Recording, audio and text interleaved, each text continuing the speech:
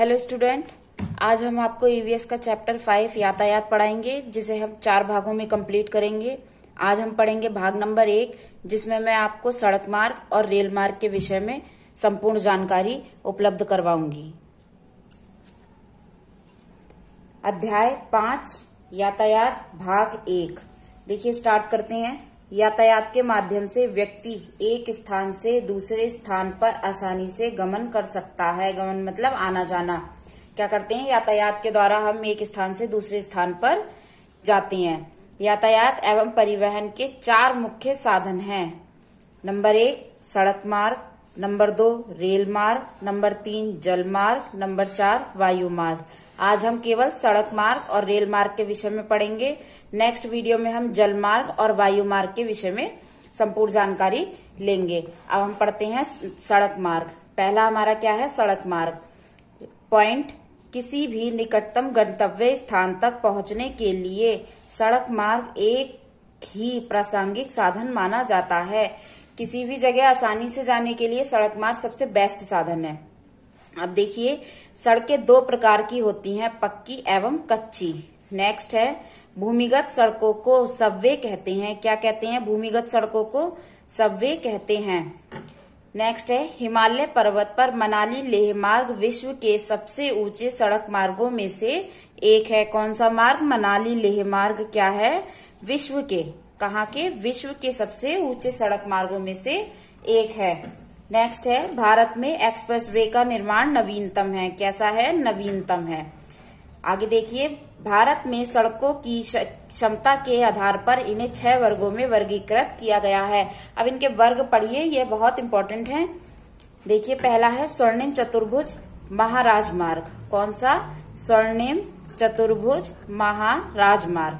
दिल्ली, कोलकाता, चेन्नई, मुंबई एवं दिल्ली को जोड़ने वाली 6 लेन वाली महानगर राजमार्ग सड़क परियोजना है। कौन सी लेन? 6 लेन वाली। कितनी लेन वाली? 6 लेन वाली महानगर राजमार्ग सड़क परियोजना है, जो क्या क्या करती है? दिल्ली से कोलकाता, चेन्नई से मुंबई एवं दिल्ली को जोड़ती है।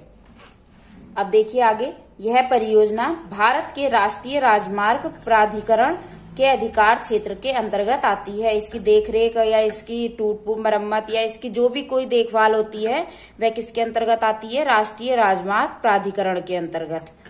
पूर्व, पश्चिम और उत्तर दक्षिण गलियारा इसी का भाग है। कहाँ का? इसी का भाग है। पूर्व, पश्चिम और उत्तर दक्षिण। पूर्व पश्चिम क्या है? पोरबंदर से सिलीचर को जोड़ता है। पूर्व से पश्चिम गलियारा क्या किससे जोड़ता है? पोरबंदर से सिलीचर को। और उत्तर से दक्षिण गलियारा किससे जोड़ता है? श्रीनगर टू कन्याकुमारी। क्या है? श्रीनगर से कन्याकुमारी। अब आगे देखिए, राष्ट्रीय राजमार्ग देश के दूरस्थ। दूसरा क्या है?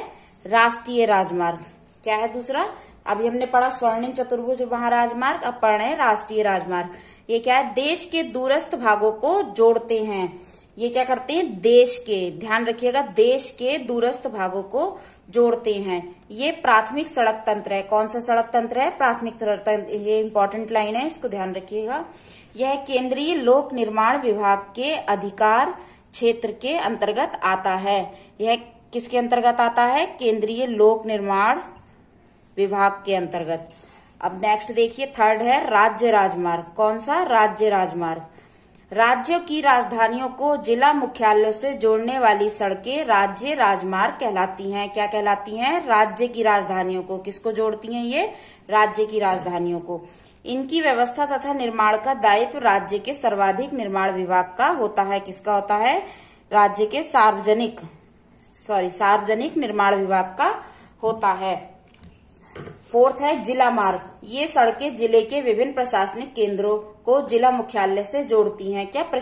विभिन्न प्रशासनिक केंद्र जो होते हैं उनको जिला मुख्यालय से जोड़ती हैं। इन सड़कों का उत्तरदायित्व जिला परिषद का होता है। जिला मार्ग की जो सड़कें होती हैं उनका दायित्व किनका होता है? जिला परिषद का। अन्य सड़कें, इसके अंतर्गत गांव को शहरों से जोड़ने वाली सड़कें आती हैं। नेक्स्ट पॉइंट है, प्रधानमंत्री ग्रामीण सड़क परियोजना के तहत इन सड़कों के विकास हेतु विशेष प्रोत्साहन मिला है। किसके अंदर इसे प्रोत्साहन मिल रहा है? अन्य सड़कों को प्रधानमंत्री ग्रामीण सड़क परियोजना के तहत इनको क्या मिला है? प्रोत्साहन मिला है। लास्ट है सीमांत सड़कें। इसकी स्थापना वर्ष क्या है? 1960। उपरोक्त सड़कों के अतिरिक्त भारत सरकार प्राधिकरण के अधीन सीमा सड़क संगठन यानी BRO है, जो देश की सीमांत सड़कों में खासकर अंतर्राष्ट्रीय सीमाओं के समीपवर्ती क्षेत्रों में सड़कों का निर्माण व उनकी देखरेख करता है। ये क्या है?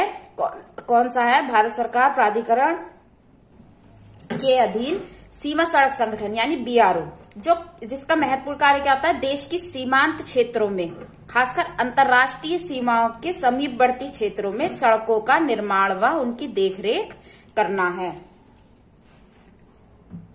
ये थे हमारे सड़क के 6 वर्ग।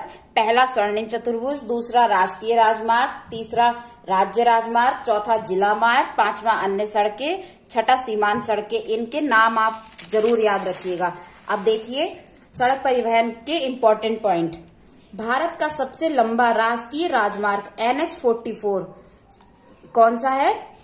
लंबा राष्ट्रीय राजमार्ग NH-44, जो क्या करता है? श्रीनगर से कन्याकुमारी तक है। कहाँ तक है? श्रीनगर से कन्याकुमारी तक, जिसकी लंबाई कितनी है? 3775 किलोमीटर। कितनी लंबाई है इसकी? 3775 किलोमीटर। ये सभी पॉइंट इंपॉर्टेंट हैं, इनको आप 2-3 बार अच्छे से रिवाइज करिएगा, पढ़िएगा, याद हो जाएंगे। सबसे छोटा राजमार्ग कौन सा है? NH-47A। ए हमेशा ध्यान रखना कौन सा है? NH-47A। इसे NH-96B भी कहते हैं। ये इसका क्या है? नया नाम। कौन सा नाम है इसका? नया नाम। इसकी लंबाई कितनी है? मात्र 3 किलोमीटर। ये कहाँ से? कूडानूर से विलिंगटन द्वीप तक है। कहाँ तक है ये? कूडानूर से विलिंगटन द्वीप तक। भारत का सबसे प्राचीन सड़क मार्ग शेरशाह सूरी, या इसे क्या कहते हैं? और grand trunk road. Grand trunk road क्या है? ये सबसे प्राचीन सड़क मार्ग है। ठीक, यह NH1, NH2 और NH91 को मिलाकर बनती है। किस किस को? इसमें यह लाइन याद रखने की विशेष है। कौन कौन सी है? NH1, NH2, NH91 को मिलाकर बनती है। यह कोलकाता से अमृतसर के बीच है। कहाँ है यह? कलकत्ता से अमृतसर के बीच। अब नेक्स्ट देखिए, विश्व की सबसे ऊंची सड़क मनाली लेह राजमार्ग। भारत का सबसे लंबा सड़क पुल कौन सा है? महात्मा गांधी सेतु, जो कहाँ है? पटना में। कहाँ पे है ये स्थित? पटना में। नेक्स्ट है, मानचित्र के द्वारा हमें स्थान, दूरी और दिशाओं की सापेक्ष यानी सही स्थिति की जानकारी मिलती है, समुचित जानकारी मिलती है। नेक्स्ट है, पाकिस्तान, भूटान, नेपाल, अफगानिस्तान, बांग्लादेश, म्यांमार, चीन जैसे पड़ोसी देशों से स्थलीय सीमा तथा श्रीलंका एवं मालदीव से समुद्रीय सीमा मिलती है। समुद्रीय सीमा किनसे मिलती है? श्रीलंका और मालदीव से। बाकी ये जितने हैं पाकिस्तान, भूटान, नेपाल, अफगानिस्तान, बांग्लादेश, म्यांमार, चीन और जैसे पड़ोसी देश से स्थलीय सीमा मिलती है, यानी यहाँ हमारे जो है भूमिगत सीमाएं मिलती हैं। अब नेक्स्ट देखिए, ये कुछ इंपॉर्टेंट हाईवे आपको दिए गए हैं, इसके बारे में देख लीजिए। NH1 दिल्ली से अमृतसर, NH2 दिल्ली से कोलकाता, NH3 आगरा से मुंबई, NH4 चेन्नई से ठाणे, NH8 दिल्ली से मुंबई, सबसे व्यस्तम है ये। NH15 समाख्याली से Pathankot, NH44 Srinagar to Kanyakumari, NH47A Kudanur to Wellington. NH तो बहुत सारे हैं, लेकिन आपको ये इम्पोर्टेंट वाले बताए गए हैं, जिनको आप पढ़िएगा, आसानी से याद हो जाएंगे। अब देखिए, हम पढ़ते हैं रेल मार्ग के विषय में। ये हमारी सड़क मार्ग से संबंधित संपूर्ण जानकारी थी। अब हम पढ़ेंगे रेल मार्ग के विषय में। रेल मार्ग से कम खर्च में लोगों का आवागमन व भारी सामान ढोने का कार्य होता है। रेल मार्ग जो है, रेल सबसे सस्ता साधन है लोगों को इधर उधर आने जाने के लिए और अपना सामान एक जगह से दूसरी जगह पहुंचाने के लिए। सर्वप्रथम वाष्प का इंजन प्रयोग किया गया। कालांतर में डीजल एवं विद्युत इंजनों ने व्यापक रूप ले लिया है। आज क्या है? डीजल और विद्युत इंजन चल रहे हैं, लेकिन सबसे पहले किसका प्रयोग किया गया? वाष्प के इंजनों का। नेक्स्ट है, 1853 में मुंबई और ठाणे के बीच प्रथम रेल सेवा हुई। क्या है? ये याद रखना, 1853 में मुंबई और ठाणे के बीच प्रथम रेल सेवा हुई। ये हम बहुत बार पढ़ते भी हैं, ये हमारे जीके में भी आती हैं। भारतीय रेल परिवहन को 17 रेल जोनों में बांटा गया है। कितने? 17 रेल जोनों में संकलित किया है। नेक्स्ट है, भारत का सबसे लंबा रेल मार्ग डिब्रूगढ़ असम से कन्याकुमारी तमिलनाडु के मध्य स्थित है। डिब्रूगढ़ कहाँ है? असम में। और कन्याकुमारी कहाँ है? तमिलनाडु के मध्य स्थित है, जिसकी लंबाई 4286 किलोमीटर है। यह 2 महत्वपूर्ण स्टेशनों को विवेक एक्सप्रेस जोड़ता है। विवेक के इन दोनों महत्वपूर्ण स्टेशनों को क्या जोड़ता है? विवेक एक्सप्रेस। इसका नाम याद रखिएगा। नेक्स्ट है विश्व का सबसे लंबा प्लेटफॉर्म यूपी के गोरखपुर में है, जिसकी लंबाई कितनी है? 1.3 किलोमीटर है। नेक्स्ट है कोंकण रेलवे मुंबई से मैंगलोर के बीच चलती है, जिसकी लंबाई 760 किलोमीटर है। इस मार्ग पर सैकड़ों पुल व सुरंगें हैं। क्या है? सैकड़ों पुल व सुरंगें। Toy train. माउंटेन रेलवे भारतीय पर्वतीय क्षेत्रों में संकलित, जैसे कालका से शिमला रेलवे, दार्जिलिंग से हिमालयन रेलवे, कांगड़ा घाटी रेलवे। ये कौन से हैं? इसमें सब टॉय ट्रेन चलती हैं। नेक्स्ट है मेट्रो रेल प्रणाली। कोलकाता से शुरू हुई, दिल्ली में इसकी शुरुआत 25 दिसंबर 2002 को हुई। मेट्रो तो हमने सबने सुनी है, लेकिन ये कब शुरू हुई, कहाँ, किस डेट को शुरू हुई, उसको आपको ध्यान रखना है। तो दिल्ली में कब शुरू हुई? 25 दिसंबर 2002 को। मोनो रेल मुंबई में चलती है। कहाँ चलती है? मुंबई में। और ये मेट्रो रेल शुरू कहाँ हुई? कोलकाता में। कहाँ शुरू हुई? कोलकाता में।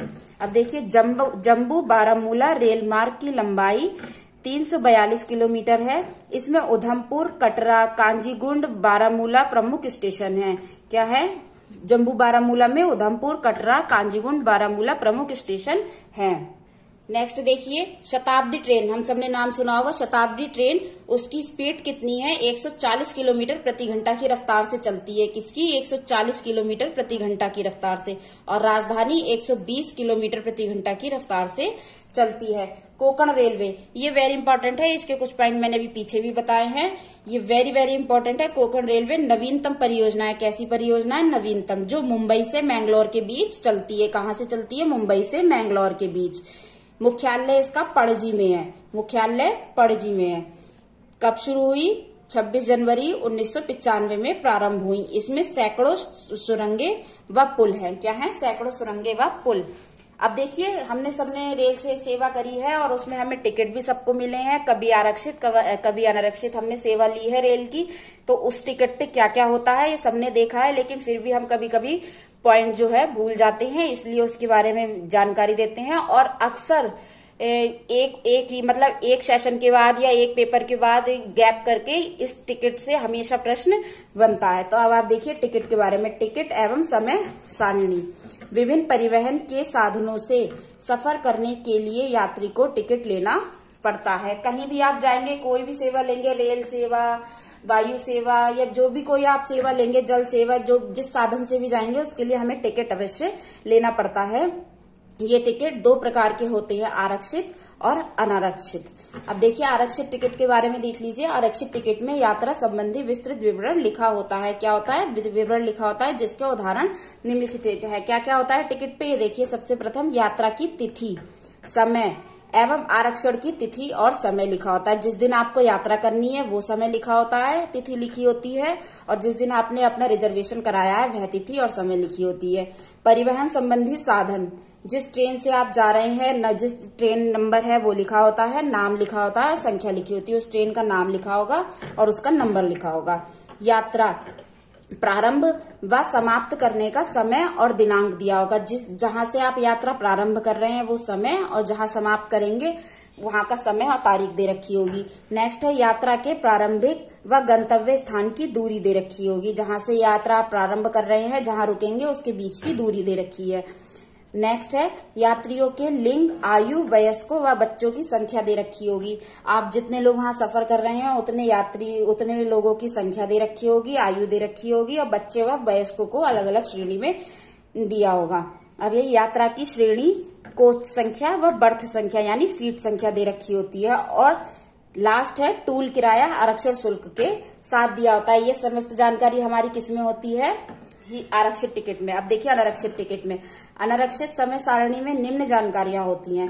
एक तो होती है परिवहन रूट का विवरण, परिवहन जिस रूट से जा रहा है उसका विवरण दे रखा होता है। सेकंड है जगह या स्टेशनों के बीच की दूरी दे रखी होती है। यात्रा के दौरान आने वाले स्टेशनों, वहां पहुंचने का निर्धारित समय व वहां से वापसी होने का निर्धारित समय उस पे दिया होता है। यह क्या होता है? अनारक्षित टिकट के बारे में, मतलब जो हम टिकट लेते हैं उसमें संपूर्ण जानकारी होती है। ये था हमारा सड़क मार्ग और रेल मार्ग के बारे में संपूर्ण जानकारी। अब नेक्स्ट वीडियो में आपको मिलेगी वायु मार्ग व जल मार्ग के विषय में संपूर्ण जानकारी।